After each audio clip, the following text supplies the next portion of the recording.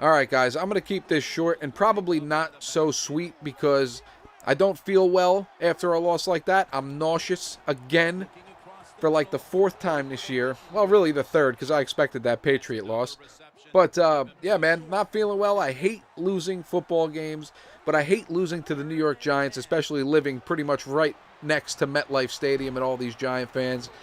Tomorrow at work is not going to be fun defending my Cowboys, but hey, the Giants got to win, and that's the main objective. But really, they won by 7 points to a team without its starting quarterback, its starting wide receiver. And look, I know the Giants have injuries too and everything like that. But if Tony Romo's in this game is not even close. Now, we don't have Tony Romo. We got Matt Cassel and Brandon Weeden. Right now, Matt Cassel's our quarterback. And this is how we're going to do it right here. I'm going to start with the offense. I'm going to go to the defense. And then I'm going to go to the special teams, okay?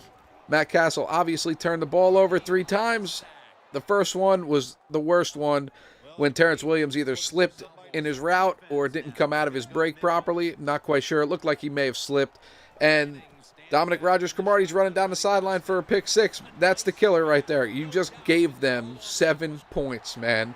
Just gave them 7 points. The second interception, not really that bad. It's more of a punt, really, if you think about it. Yeah, it still sucks he threw the pick because if he actually throws that ball right, it looked like it came out of his hand funny. That thing was a dead duck.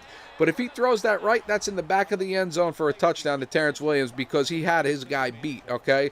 The third one over the middle, Dominic Rodgers-Cromartie gets his second one of the day. Actually made a nice play on the ball, but yeah, Matt Cassel should have definitely not thrown that first pick to Rodgers-Cromartie to pick 6. That was a bad decision for real.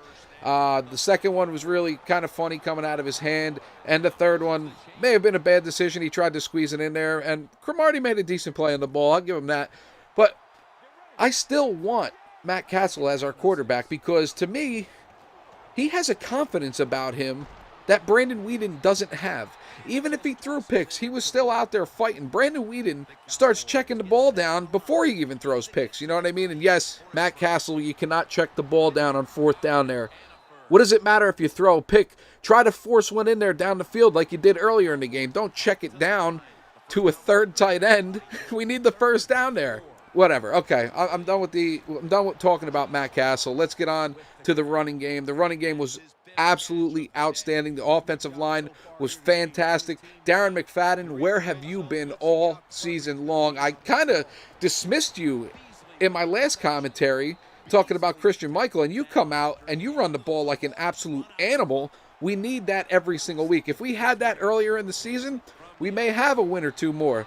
To be honest with you, that Saints game, probably have a win, and the Falcons game, if we could run it in the second half, you probably win it. Couldn't run it then. We ran it now, and we still lost, unfortunately. But, yeah, good job out of McFadden and that offensive line. Really, really solid job running the ball tonight.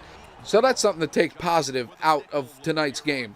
Now we can move on to the defense, and the defense played really, really well. They really did. I mean, they gave up 27 points. Not really. We'll get to special teams later. So they gave up 20 points. The defense gave us every opportunity to win this game, man. When they had to make a stop, they made a stop. They got off the field, okay? And that bullshit, I'm sorry, I got to go back to the offense for one quick second because that's a bullshit call on Devin Street on that screen pass, man. That should have been a touchdown. We probably should have had 24 points kicking a field goal at the end of the game to tie it at 27 if you really think about it. But whatever. I don't want to talk about the officials. I don't want to blame the officials. I just had to get that off my chest real quick.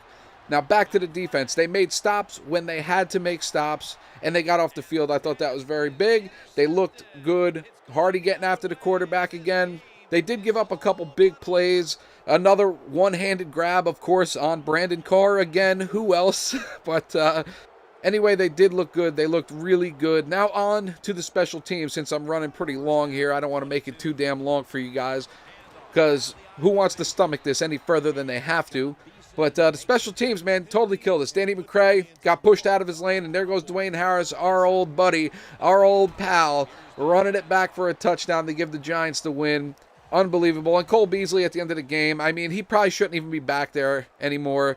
If we have Lucky Whitehead on this team, why is he not returning punts? And he can't even do it either. We need a real guy back there to return punts, and we just don't have that person right now. Now, I'm just going to end it right there. I can't talk about this game anymore. I'm going to try and go get some sleep. Maybe I could fall asleep tonight after this game, but we'll see what happens. Anyway, guys, if you made it this far into the video, I really appreciate you guys watching.